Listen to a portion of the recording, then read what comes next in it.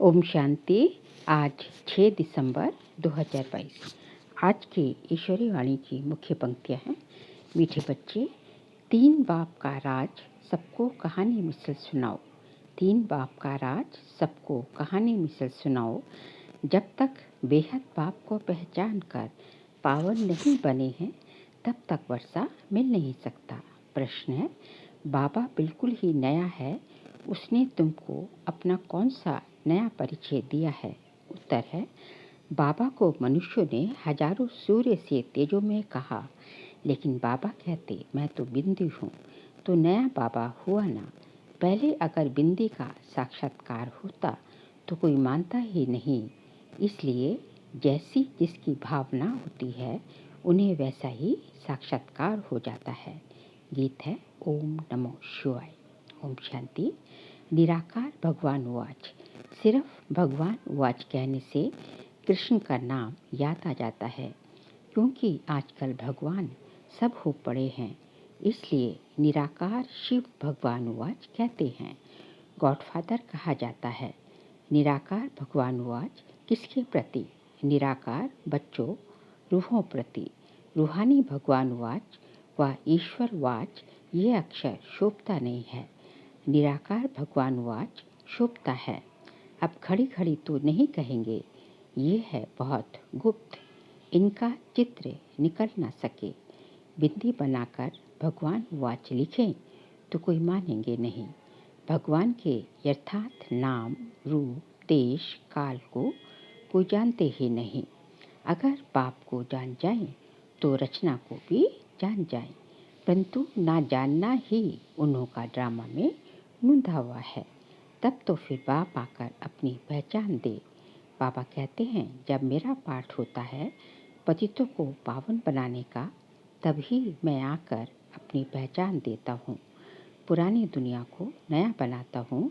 पुरानी दुनिया में रहने वाले मनुष्य नई दुनिया में रहने वाले मनुष्यों को पूछते हैं, तुम बच्चों को समझाना है, जबकि ऋषि मुनि आदि सब कहते हैं हम रचता और रचना को नहीं जानते। फिर तुमने कहाँ से जाना? अगर तुम बाप को, रचना को जानते हो तो हमको नॉलेज दो। कभी कोई को दे नहीं सकते, वर्षा दे न सके। तुम बच्चों को बाप से वर्षा मिल रहा है। तुम जानते हो बेहद का बाप आया हुआ है नई दुनिया का वर्षा या सुख देने। तो जरूर दुख खत्म हो जाएगा।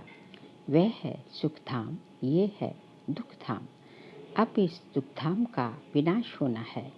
नई दुनिया ही अब पुरानी हुई है, फिर नई बन जाएगी। नई दुनिया को सतयुग, पुरानी दुनिया को कलयुग कहा जाता है। नई दुनिया में जरूर मनुष्य थोड़े होने चाहिए। सतयुग में एक ही धर्म था, इस समय तो अनेक धर्म हैं। दुख भी है, सुख से दुख, दुख से फिर सुख होता है। ये खेल बना हुआ है। दुख कौन देते हैं ये किसी को पता ही नहीं। रावण को माया कहा जाता है, धन को माया नहीं कहा जाता। विकारी मनुष्य जानते हैं कि देवताएं निर्विकारी हैं, परंतु उन्हों को विकारों का नशा चढ़ा हुआ है। देवताओं को है निर्विकारी बने का नशा। वहाँ अपवित्र कोई होते नहीं। संगम पर ही तुम बच्चों को पवित्रता का राज समझाया जाता है। तुमको फिर औरों को समझाना है। बाबा तो सारी दुनिया को बैठ समझाएगा नहीं, बच्चों को ही समझाना है। परंतु समझाने की बड़ी युक्ति चाहिए। सबको बताओ, भारत जो स्वर्ग नई दुनिया थी वह अब पुरानी हो गई है। रचयिता तो बाप ही है। वह खुद कहते हैं, मैं ब्रह्मा द्वारा नई दुनिया की स्थापना करता हूँ, बच्चों को एडॉप्ट करता हूँ। ब्रह्म का नाम ही प्रजापिता है, तो जरूर इतने बच्चों को एडॉप्ट ही करेंगे। जैसे सन्यासी फॉलोअर्स को एडॉप्ट करते हैं, पुरुष स्त्री को एडॉप्ट करते हैं कि तुम मेरी हो। यहाँ भी तुम कहते हो, शिव बाबा मैं आपका हूँ। घर बैठे भी बहुतों को टच हो जाता है। फिर क्या कहते हैं कि भल बाबा हमने आपको देखा नहीं, क्योंकि बंधन में हूँ, आ नहीं सकती, परंतु मैं हूँ आपकी पवित्र तो जरूर बनना पड़े। पतित मुक्ति जीवन मुक्ति में जा नहीं सकते। पतित पुकारते हैं, ये आओ आकर पावन बनाओ। तुम बच्चों को समझाना चाहिए कि भारत स्वर्ग था, ये लक्ष्मी नारायण स्वर्ग के मालिक थे। जरूर डिनेस्टी चली होगी, नई दुनिया में नया राज्य था, अब वह है नहीं। और अनेक धर्म है, देवता धर्म है नहीं। यह पुरानी दुनिया कब तक चलेगी? वह सतयुग को लाखों वर्ष कह देते हैं। महाभारी लड़ाई का भी गायन है। बीच में थोड़ी खिटपिट हुई थी तो कहते थे महाभारत लड़ाई का समय है। यादवों की लड़ाई भी दिखाते हैं कि मुसलों द्वारा अपना विनाश किया। कभी लिखते हैं पांडवों और कौरवों की युद्ध, कभी लिखते हैं असुर और देवताओं की। आसुरी दुनिया के बाद फौरन देवी दुनिया है। वह पतित, ये पावन। पावन देवता कैसे लड़ेंगे? वह है सतयुग। वह है सतयुग में, ये कलयुग में दोनों की लड़ाई कैसे हो सकती है? देवताएं अहिंसक, असुर हिंसक। देवताएं नरक में कैसे आएंगे? अभी तुम संगम पर हो, नई दुनिया स्थापन होती है, उसके लिए तुम पुरुषार्थ कर रहे हो। दो पाप का राज भी कहानी मिसल समझाना चाहिए। सतयुग में है एक पाप, बेहद के बाप को याद करते ही नहीं, क्योंकि सुख धाम है। द्वापर युग में है दो पाप, लौकिक पाप होते भी पारलौकिक पाप को याद करते हैं। आत्मा ही अपने बाप को याद करती है, क्योंकि आत्मा ही दुख सहन करती है। पुण्य आत्मा, पाप आत्मा, आत्मा ही सुनती है। संस्कार आत्मा में है। जिनमें देवी संस्कार नहीं है, वह देवी संस्कार वालों का गायन करते हैं। गाया भी जाता है, आप ही पूजे, आप ही पुजारी। पुजारी बनते हैं तो गाते हैं, मुझ निर्गुण हारे में कोई गुण नहीं। उनमें गुण है, हमारे में नहीं है। पूजे सो पुजारी, तुम ही पूजे सो देवता थे, फिर तुम ही पुजारी बने हो। 84 जन्म लिए हैं। आधा कल्प पूजे, आधा कल्प पुजारी, हिसाब समझाना पड़े। देवता, क्षत्रिय, वैश्य, शूद्र, इस समय हम ब्राह्मण हैं, बीके हैं। इस समय हमको 3 बाप हो जाते हैं, लौकिक पाप, निराकार पारलौकिक पाप, तीसरा फिर प्रजापिता ब्रह्मा, जिस द्वारा हम ब्राह्मणों को पढ़ाते हैं। प्रजापिता नाम तो सुना है ना, ब्रह्मा द्वारा रचते हैं। तुम भी ब्राह्मण हो, तुम भी बाप को याद करो। बाबा कहते हैं मैं आया हूँ तुमको वापस ले जाने। निराकार बाप आत्माओं से बात करते हैं। तुम कहते भी हो हम एक शरीर छोड़ दूसरा लेते हैं। शरीर का नाम रूप बदल जाता है, आत्मा तो एक ही है। बाप का नाम भी एक ही शिव है, उनको शरीर तो है नहीं। ये पॉइंट्स भी नोट करनी चाहिए। फिर जैसा आदमी वैसा ही समझाना है। हम बीके दादी से वर्षा ले रहे हैं, वही राजयोग और ज्ञान की नॉलेज देते हैं। मनुष्य से देवता बनना ये भी नॉलेज है। नॉलेज मिलती है संगम पर, जिससे फिर नई दुनिया में वर्षा पाते हैं। पतित दुनिया में आकर पावन दुनिया स्थापन करते हैं। अभी बाप आया है घर ले जाने, ड्रामानुसार सबको घर जाना है। फिर पहले सूर्यवंशी, चंद्रवंशी, वैश्यवंशी, शूद्रवंशी बन जाते हैं। वह है निराकार आत्माओं का झाड़, ये है साकारी मनुष्यों का झाड़। ब्राह्मण, देवता, क्षत्रिय, वैश्य, शूद्र, इसमें सारा विराट रूप आ जाता है। ब्राह्मण वृद्धि को पाते रहते हैं। रुद्रमाला और विष्णु की माला बनेगी। ब्रह्मा की माला नहीं कह सकते, क्योंकि बदलते रहते हैं, इसलिए रुद्रमाला पूजी जाती है। ये है नई नई बातें। ये बातें कोई की बुद्धि में जरा भी नहीं है। कल्प की आयु लाखों वर्ष कह देते हैं, इसलिए तुम्हारी बातें सबको नई लगती हैं। नई दुनिया के लिए नई चीज मिलती है। बाबा भी वास्तव में नया है। वह तो कहते हैं नाम रूप से न्यारा है, या तो कह देते हैं हजारों सूर्य से तेजोमय है। सो तो जरूर जैसी भावना होगी वैसा साक्षात्कार होगा। बिंदी का साक्षात्कार हो तो कोई माने ही नहीं।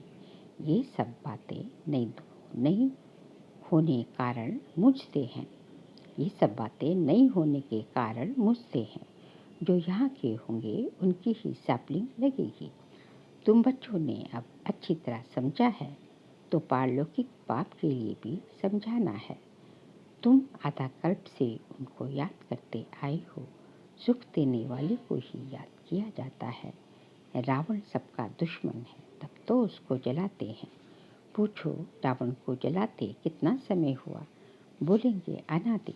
उनको ये मालूम ही नहीं रावण कब से आता है। सतयुग में तो रावण होता नहीं। भारत का सबसे पुराना दुश्मन रावण है। रूह को पतित बनाने वाला है। आत्मा का दुश्मन कौन? रावण। आत्मा के साथ शरीर भी है तो दोनों का दुश्मन कौन हो गया? रावण। रावण में आत्मा है। रावण क्या चीज है? बस विकार है। ऐसे नहीं कि रावण में भी आत्मा है। रावण 5 विकारों को कहा जाता है। आत्मा में ही 5 विकार हैं जिसका पुतला बनाते हैं। तुम जानते हो अभी है दुख, फिर सुख में जाना है तो जरूर बाप आकर ले जाएंगे। वही पतित पावन है। उस जैसी यह दूसरी आत्मा जैसे दूसरी आत्मा आती है वैसे ये भी आते हैं। श्राद्ध खिलाते हैं तो आत्मा को बुलाते हैं। ब्राह्मण को ही अपने बाप की आत्मा समझ सब कुछ करते हैं। समझते हैं वह आत्मा आती है। आत्मा बोलती है इनका आना न्यारा है। ये है भगवान का रथ। भागीरथ कहते हैं। पानी की बात नहीं, ये है सारी ज्ञान की बात। ब्रह्मा को भागीरथ कहते हैं। बाप समझाते हैं मैं साधारण तन में प्रवेश करता हूँ। इसका नाम रखा है ब्रह्मा। इनको अडॉप्ट नहीं करता हूँ, इनमें प्रवेश करता हूँ। फिर तुमको अडॉप्ट करता हूँ। तुम कहते हो शिव बाबा मैं आपका हूँ। तुम्हारा बुद्धि योग ऊपर चला जाता है क्योंकि बाबा खुद कहते हैं मुझे याद करो तो तुम्हारे विकर्म विनाश होंगे। इस यात्रा पे रहो। समझो ये बाबा कहाँ जाता है तो याद शिव बाबा को करना है। शिव बाबा इस रथ में दिल्ली गया, कानपुर गया, बुद्धि में शिव बाबा की याद रही। नीचे नहीं रहना है, बुद्धि ऊपर रहे। आत्मा परमात्मा बाप को याद करे। बाप कहते मेरा रहने का स्थान तो वहाँ ऊपर है, हमारे पिछाड़ी यहाँ नहीं भटकना है। तुम मुझे भी वहाँ याद करो। तुम मुझे भी परमधाम में याद करो। तुम आत्माएं भी बाप के साथ वहाँ की रहने वाली हो। ऐसे नहीं बाबा का स्थान अलग, तुम्हारा अलग है। ये बातें बुद्धि में बिठानी है।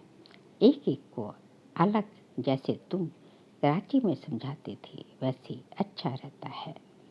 इकट्ठे एक दो की वाइब्रेशन ठहरने नहीं देते हैं। भक्ति भी एकांत में करते हैं। ये पढ़ाई भी एकांत में करनी है। पहले बाप का परिचय देना है। बाबा पतित पावन है, उन द्वारा हम पावन बन रहे हैं। बाप कहते हैं बच्चे ये अंतिम जन्म पावन बनेंगे तो विश्व के मालिक बनेंगे। कितनी बड़ी कमाई है। बाप कहते हैं धंधा आदि भल करो, सिर्फ मुझे याद करो। पावन बनो तो योग बल से तुम्हारी खाद निकल जाएगी। तुम सतो प्रधान बन जाएंगे। एक रस कर्मातीत अवस्था बन जाएगी। बुद्धि में ज्ञान का सिमरण करते रहो। मित्र संबंधियों को भी ये समझाते रहो। कल पहले भी तुमको ऐसा समझाया था, कोई नई बात नहीं है। कल्प कल्प बाबा आकर हमको समझाते हैं, हम फिर दुनिया वालों को समझाते हैं। भारत बरोबर स्वर्ग था फिर बनेगा। ये चक्र फिरता रहता है। सतयुग को लाखों वर्ष कैसे हो सकते हैं? इतनी आदमशुमारी कहाँ है? फिर तो अनगिनत हो जाए। 4 युग है, हर एक युग की आयु 1250 वर्ष। जैसे तुमने समझा है वैसे समझाते रहेंगे। झाड़ की वृद्धि होती रहेगी। कभी ग्रहचारी बढ़ती है, फिर उतरती जाती है। बाप कहते हैं समझाना बहुत सहज है, ये ज्ञान है। बाप कहते हैं समझाना बहुत सहज है। अल्फ और बे मूल बात है याद की यात्रा, मेहनत भी है। कल्प के बाद ये याद का धंधा मिलता है, परंतु है गुप्त है, ये मुश्किल सब्जेक्ट है। अल्फ को याद करना, अल्फ को ही भूले थे, अल्लाह को ही भूले थे। भगवान को कोई जानते नहीं, गायब भी जाता है सतगुरु बिगर घोर अंधियारा। सोजरे में एक ही सतगुरु ले जाते हैं। अच्छा मीठे मीठे सीखते बच्चों प्रति माता पिता बाप दादा का याद प्यार और गुड मॉर्निंग। रूहानी बाप की रूहानी बच्चों को नमस्ते। हम रूहानी बच्चों की रूहानी बाप दादा को नमस्ते नमस्ते नमस्ते। सार के लिए पॉइंट्स हैं। योग बल से आत्मा को सतोप्रधान बनाकर एक रस कर्मातीत अवस्था तक पहुंचाना है। याद की गुप्त मेहनत करनी है, एकांत में पढ़ाई करनी है। बाप से मुक्ति जीवन मुक्ति का वर्षा लेने के लिए इस अंतिम जन्म में पवित्र जरूर बनना है। आज का बाबा का वरदान है, एक पॉइंट शब्द की स्मृति से मन बुद्धि को नेगेटिव के प्रभाव से बचाने वाले नंबर 1 विजयी भव। एक पॉइंट शब्द की स्मृति से मन बुद्धि को नेगेटिव के प्रभाव से बचाने वाले नंबर 1 विजयी भव। वर्तमान समय विशेष माया का प्रभाव मन में नेगेटिव भाव और भावना पैदा करने का अर्थात महसूसता को समाप्त करने का समय चल रहा है। इसलिए पहले से ही सेफ्टी का साधन अपनाओ। इसका विशेष साधन है सिर्फ एक पॉइंट शब्द। कोई भी संकल्प बोल या कर्म व्यर्थ है तो उसे पॉइंट लगा दो, तब नंबर 1 विजयी बन सकेंगे। माया के स्वरूपों को पहचानो, सीजन को पहचानो और स्वयं को सेफ कर लो। स्लोगन है, संगम पर जिन्हें सेवा का श्रेष्ठ भाग्य प्राप्त है वही पद्मा पदम भाग्यवान है। संगम पर जिन्हें सेवा का श्रेष्ठ भाग्य प्राप्त है वही पद्मा पदम भाग्यवान है। बाबा कहते हैं जिन आत्माओं को संगम पर जो है सेवा करने का सेवा का पाठ मिला हुआ है, श्रेष्ठ भाग्य मिला हुआ है, वही जो है सबसे ज़्यादा पद्मा पदम पदम के भी पदम पद्मा पदम जो है वही जो है भाग्यवान है। इसलिए जो है हमें जो है सेवा में जो है हमेशा चाहे किसी भी प्रकार की सेवा, चाहे मनसा चाहे वाचा चाहे कर्मणा, किसी भी प्रकार की सेवा चाहे संबंध संपर्क सेवा में हमेशा तत्पर रहना चाहिए। अच्छा ओम शांति।